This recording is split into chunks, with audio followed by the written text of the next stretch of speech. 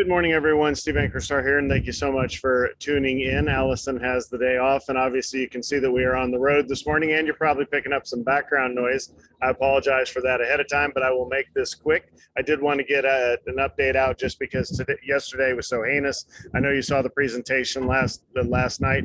Then we got this ugly number first thing this morning. 10.8% wholesale prices rose in May. That's showing, near record annual pace. That continue. We know the Fed meeting is this week, starts today. The announcement's tomorrow at 2 p.m. Eastern. But, this is more ammunition for the Feds to not only keep on their projected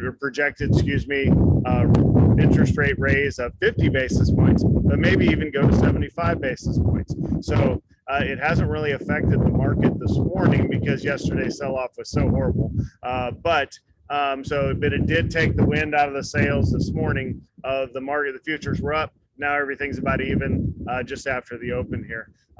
So really a bad number, if you will. But switching gears to the Fed is what's going to happen tomorrow. The people that predict these things are now saying that there's a 96% chance that there's a 75 basis point rate hike tomorrow instead of the 50 basis point projected, which is kind of crazy, right? So I think it's going to happen as well. I think it's the right thing to do. We got to get out and beat this inflation thing. That's the way to do it. Probably 75 basis points tomorrow, and then 75 basis points at least for the next meeting or two to take us from where we were at 0 all the way up into that 3, 4, maybe even 5% by the end of the year to really make sure this inflation doesn't run away. Last thing that I was going to say, as far as the how things are down, how much they're down this year. Transport's down 29%, NASDAQ, which I know if you're invested with me, you know that tech has been hit hard. But look at this one, ARK Innovation Fund, down 72% on the year. That is insane. And when you've got a mutual fund and you're tied to an investment strategy, you have to ride it out. It's not somebody like me that can immediately put buffer in King and go to cash and do some other things in your account with the speculative positions. They're a speculative fund. They have to stay speculative, and speculation is getting killed.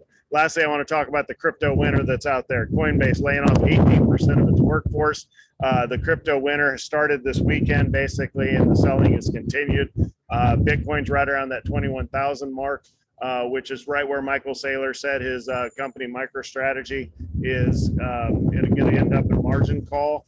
There are two countries out there that use Bitcoin as their national currency. So how do you think they're doing right now with the Bitcoin crash? So it's an avoid. I sold out of MicroStrategy and Ethereum yesterday, so I'm free and clear.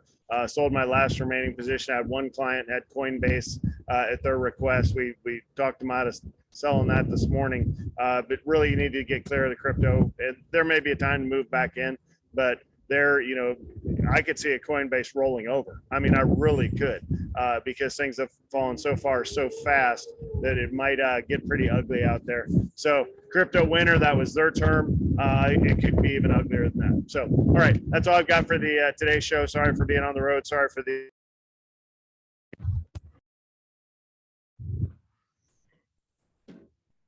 All right, I think it's signed off here. So have a good one. Bye.